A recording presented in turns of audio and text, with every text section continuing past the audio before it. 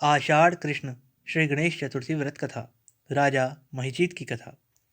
इस संदर्भ में पुराणों के अनुसार एक समय पार्वती जी ने श्री गणपति जी से पूछा कि हे पुत्र, आषाढ़ कृष्ण चतुर्थी बहुत ही अच्छा फल देने वाली बताई गई है, आप उसकी विधि बतलाइए। इस माह के गणेश जी का क्या नाम है और उनकी आराधना किस प्रकार करनी चाहिए। गणपति जी ने उत्तर दिया कि हे माता, पहले समय में इसी बात को युधिष्ठिर जी ने पूछा था और उन्हें भगवान श्री कृष्ण ने जो बतलाया था वह मैं आपको बतला रहा हूँ, आप उसे सुनिए। श्री कृष्ण ने कहा कि हे राजन, मैं गणेश जी की प्रिय और विघ्नों को नष्ट करने वाली कथा जिसका पुराण में वर्णन वर्णन किया गया है उसे कह रहा हूँ, आप सुनिए। हे युधिष्ठिर, आषाढ़ कृष्ण चतुर्थी के गणपति का नाम लंबोदर है। उनका पूजन पहले बताई गई विधि से करें।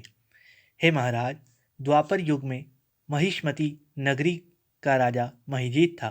वह बहुत ही प्रतापवान और पुण्यशील राजा था। वह पुत्र की तरह अपनी प्रजा का पालन किया करता था, परंतु उसके संतान न होने के कारण उसे राजमहल का सुख अच्छा नहीं लगता था। वेदों में संतानहीन मनुष्य का जीवन निरर्थक माना गया है। यदि संतान रहित व्यक्ति अपने पितृगण को जलदान करता है तो वे उस जल को गर्म जल के रूप में ग्रहण करते हैं। इसी दुविधा में राजा का बहुत समय बीत गया। उन्होंने पुत्र पाने के लिए बहुत से दान यज्ञ आदि कार्यों को किया, परंतु राजा के पुत्र पैदा नहीं हुआ। युवा अवस्था बीत गई और बुढ़ापा आ गया। इसके पश्चात राजा ने विद्वान ब्राह्मणों और प्रजा के लोगों से सलाह राजा ने कहा, हे ब्राह्मणों तथा प्रजा के लोगों, मैं संतानहीन हूँ। अब मेरी क्या गति होगी। मैंने समस्त जीवन कोई भी पाप कर्म नहीं किया। मैंने कभी अत्याचार से धन इकट्ठा नहीं किया। मैंने सर्वदा पुत्र की तरह प्रजा का पालन किया तथा धर्म पर चलते हुए ही राज्य किया है। मैंने अपराधियों, चोर डाकुओं को दंड अवश्य दिया है। पूज्य मित्रों की भोजन व्यवस्था की है। गो ब्राह्मणों का भला सोचते हुए सभ्य पुरुषों का सम्मान किया है। फिर भी हे श्रेष्ठ ब्राह्मणों, मेरे अब तक पुत्र न होने का क्या कारण है। विद्वान ब्राह्मणों ने कहा कि हे राजन, हम सब लोग ऐसा ही प्रयास करेंगे जिससे आपके कुल की वृद्धि हो।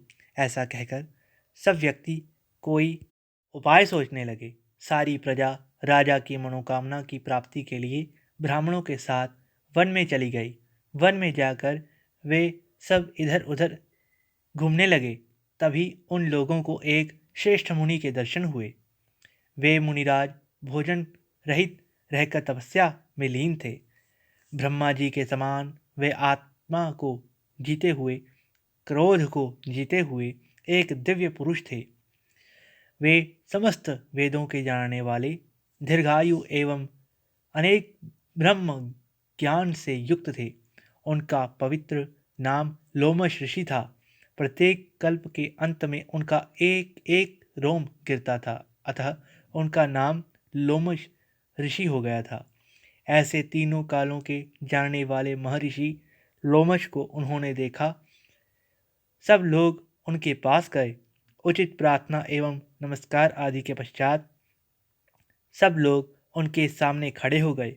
मुनि को देखकर सभी लोग प्रसन्न होकर आपस में कहने लगे कि हम सबको भाग्यवश ही ऐसे मुनि के दर्शन हुए हैं। इनके उपदेश से हम सभी का कल्याण अवश्य होगा। ऐसा विचार कर उन लोगों ने मुनिराज से कहा, हे ऋषिराज, हम लोगों के दुख का कारण सुनिए। अपने संशय को समाप्त करने हेतु हम लोग आपकी शरण में आए हैं। हे प्रभु, आप कोई उपाय बताइए।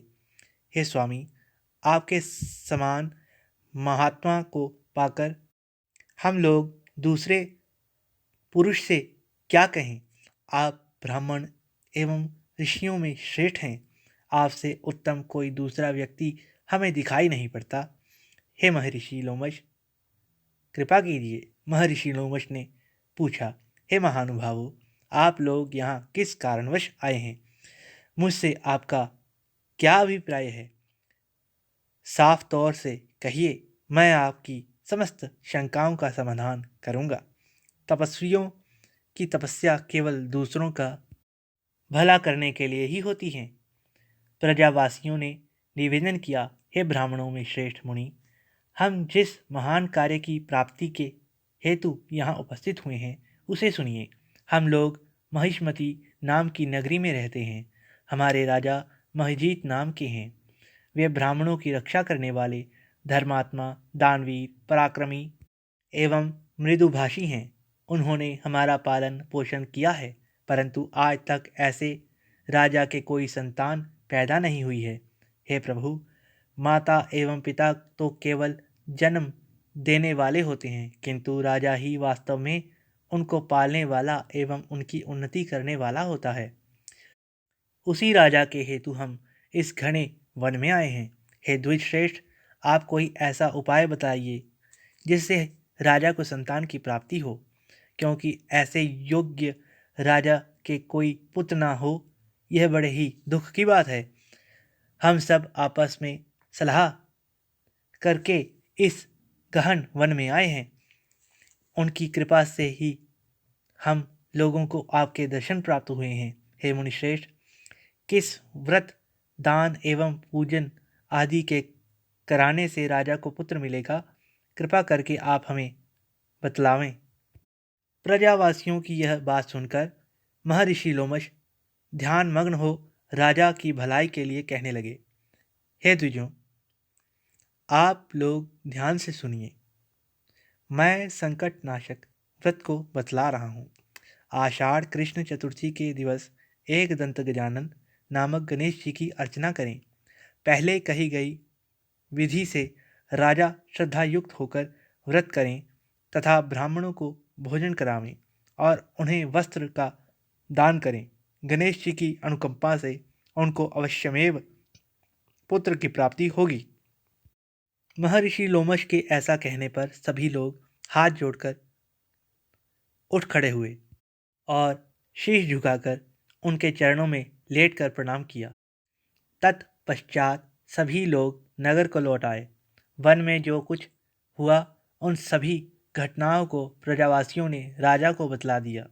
प्रजावासियों की यह बात सुनकर यशस्वी एवं निर्मल बुद्धि वाले राजा बहुत ही प्रसन्न हुए और उन्होंने श्रद्धापूर्वक भक्ति से विधिवत श्री गणेश चतुर्थी का व्रत करके ब्राह्मणों को भोजन कराकर वस्त्र आदि दान में दिए। कुछ समय पश्चात रानी सुदक्षिणा के गर्भवती होने के बाद श्री गणेश जी की कृपा से राजा के यहाँ एक सुंदर और सुलक्षण पुत्र उत्पन्न हुआ।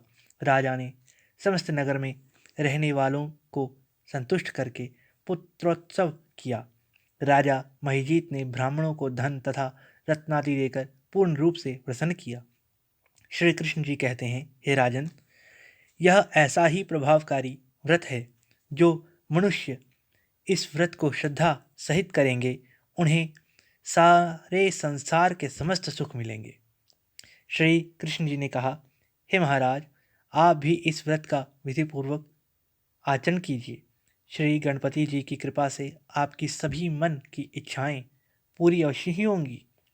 आपके शत्रुओं का नाश होगा तथा आप अचल राज्य के स्वामी बनेंगे।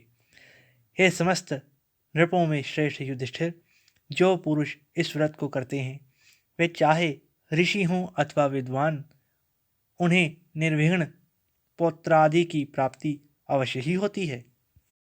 जो व्यक्ति श्री गणेश जी की व्रत कथाओं को सुनते हैं अथवा सुनाते हैं, उनके समस्त कार्य पूर्ण होते हैं, इसमें संशय नहीं करना चाहिए और श्री गणेश जी में ही मन लगाना चाहिए तथा चतुर्थी हर माह में आती है तो इसका व्रत भी अवश्य ही करना चाहिए। धन्यवाद। आषाढ़ कृष्ण श्री गणेश चतुर्थी व्रत कथा, राजा महिजीत की कथा। इस संदर्भ में पुराणों के